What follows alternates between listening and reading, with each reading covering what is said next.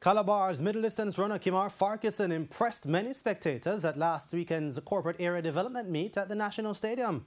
He now has tongues wagging about breaking an over 30-year-old record. It's going to be close. Dujon Blackman, Jamaica College, Farquharson, Calabar, and Rivaldo Marshall of Calabar. Here they are now into the straightaway. It looks like Farquharson is beginning to feel it a bit, but he continues to lead. Will he be caught? No, he will not.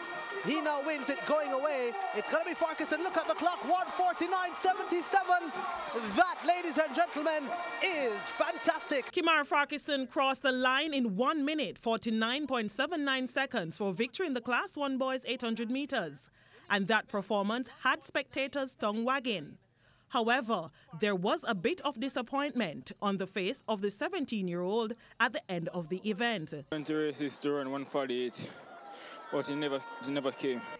The 32-year-old record for the Class 1 boys 800 meters at the ISA Boys and Girls Athletics Championships was set in 1987 when the late Sherwin Burgess, formerly of Ver Technical, posted 1 minute 48.84 seconds. Farquharson finished third last year in both the 800 and 1500 meters event, but has different objectives for this year's event at Champs. 800, class 1 800.